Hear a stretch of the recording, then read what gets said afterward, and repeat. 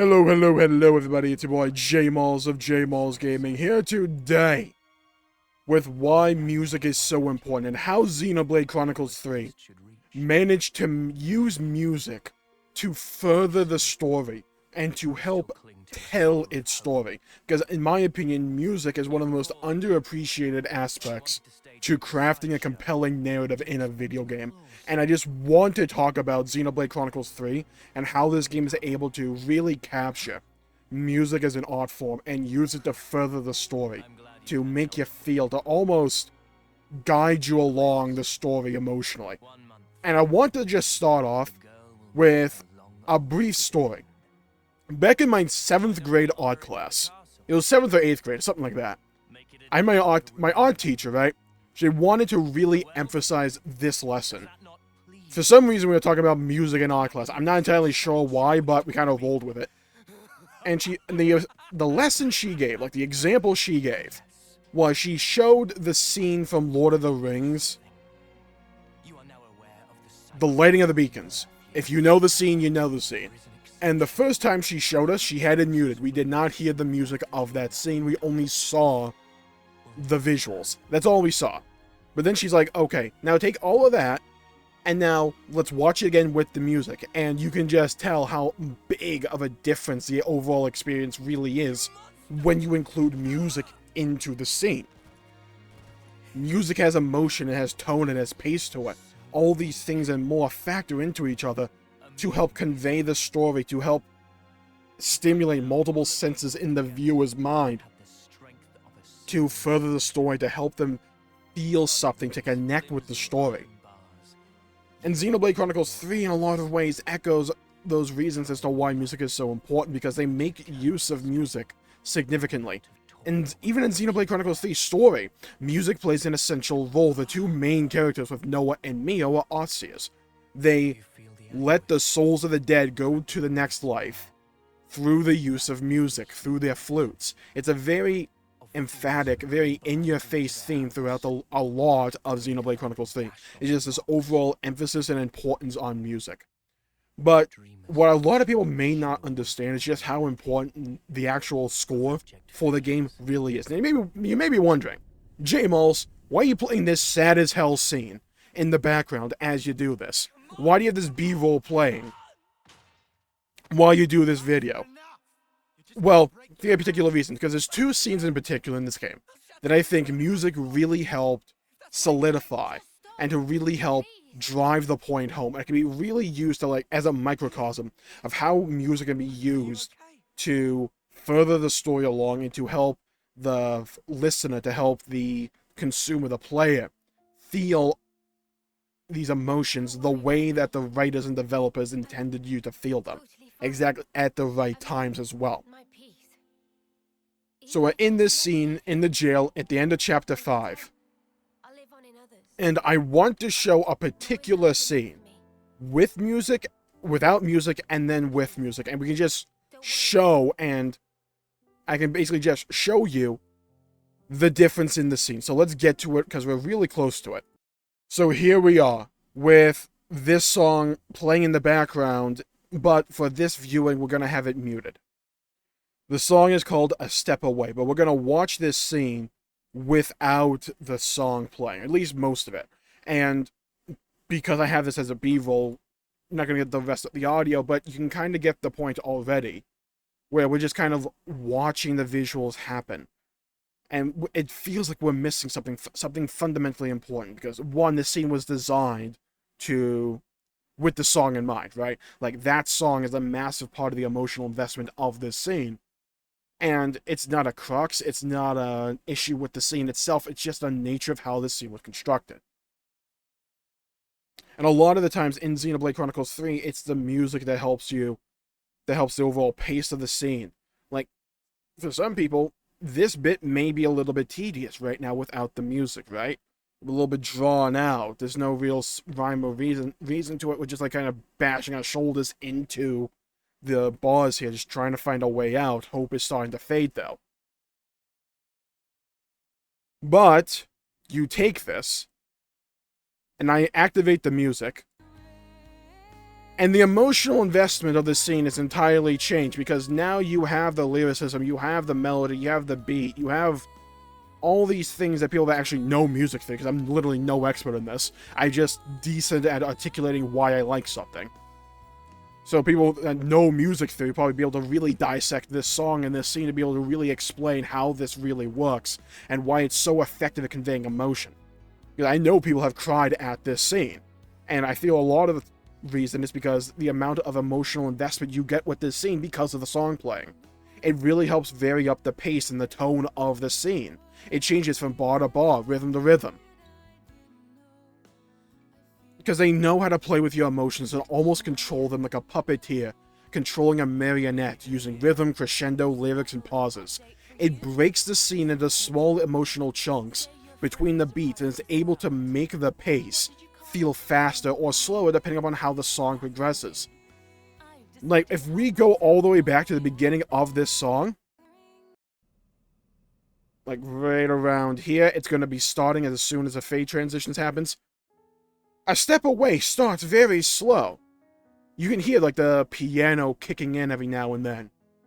It's a very slow-paced song at the beginning, but it's also by design, because as the song progresses, the build in tone ups, the pace picks up speed, more instruments come in, the lyrics have more energy behind them, and to me, at least, it almost represents all those emotions that Noah and the crew of Ouroboros are feeling.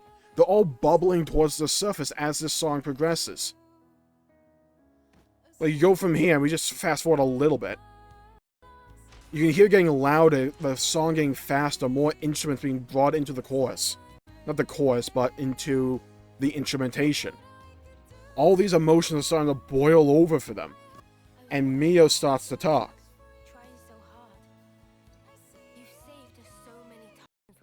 And she's talking with Senna. So they're having this conversation. But do you notice something? Do you notice something? Because it's key. The song is starting to fade away. It's lowering in intensity. Instruments are being left out. We now have those like strings. Then we cut to this scene. And we have a new song that's playing here. It's a very slow-paced piano. And as the song loses all those lyrics, right? It cuts to the slow instrumental as Noah lets his thoughts flow free and emotionally break as the music picks up pace slowly as additional instruments are brought in. It's a good representation of the flow of Noah's emotions. You can hear it's picking up pace right now. Even though they're right there.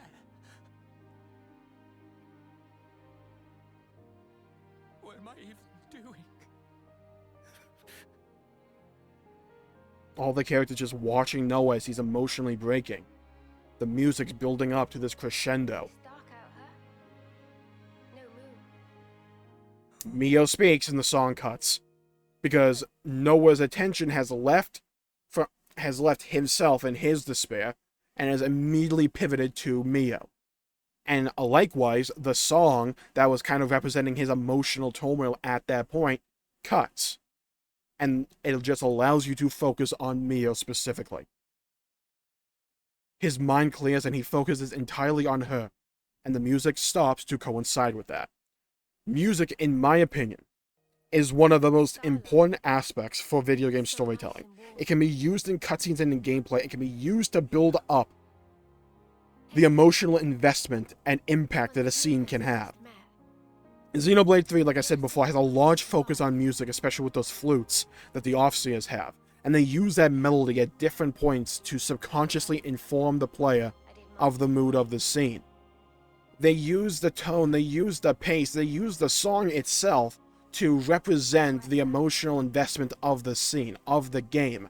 They are playing with your emotions using the music so that you are put into a mind, so that you are put into this headspace to where they can almost control how you react to this scene, because they're using music that accompanies that almost subconsciously diverts your attention to these emotions.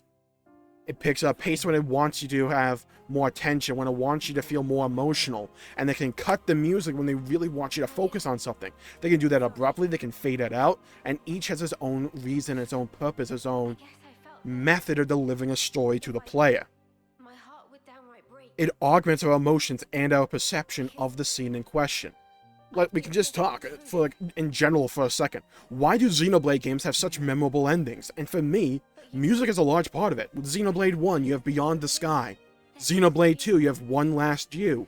With Torna, you have A Moment of Eternity. And with Xenoblade Chronicles 3, we have Where We Belong. So let's actually cut to that scene right now. I love Where We Belong because it's another example of how Xenoblade is able to end a game and, like I said before, manipulate your emotions to feel how they want you to feel. The beat, the harmonies, lyrics, and structure of each song tells the story all of their own and perfectly encapsulates the feelings and the lessons of the game. Where We Belong is a beautiful piece of music. It starts off exuding farewell vibes, and does this by using long, drawn-out string sections in the opening instrumental that gradually fade with each repetition. The song transitions the second the vocals comes in, stepping us back to the reality of the situation.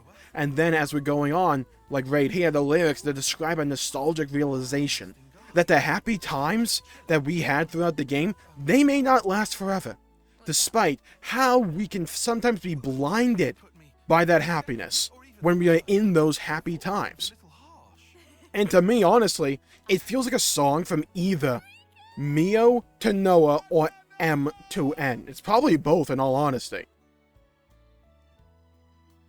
Like, one of my favorite lines in this song is, "How we met was a miracle."